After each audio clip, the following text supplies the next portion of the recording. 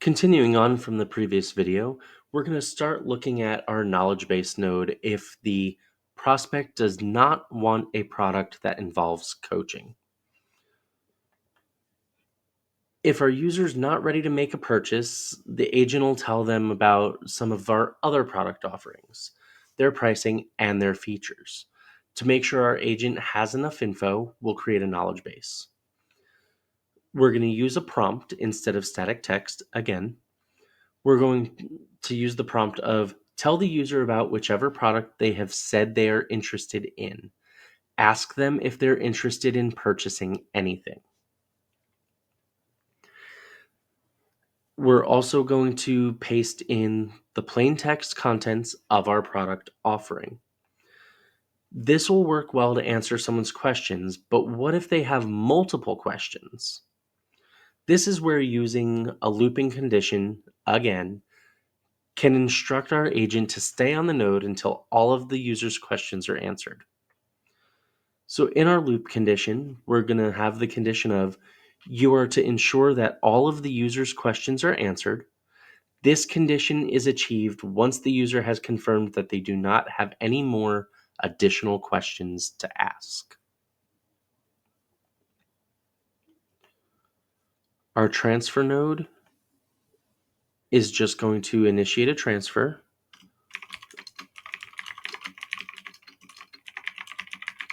We're going to use static text to say 1 moment while I transfer you. And then we're going to put in our transfer number.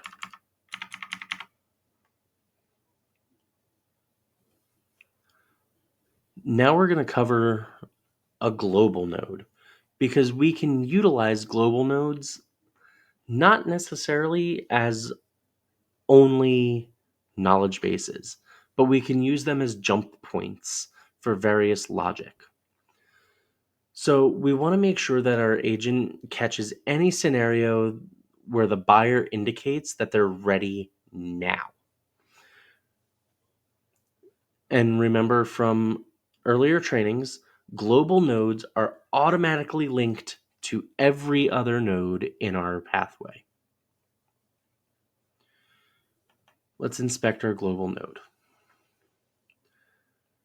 We don't have any text associated with it, but we do have, under our global node settings, our pathway label. This is the condition to path us to this particular node.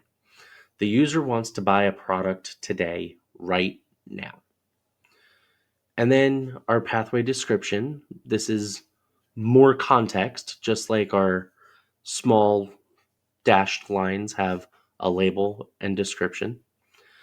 The description we're using here is if user indicates that they're ready to buy any product right now, please tell them that you'll transfer them to someone in our order processing.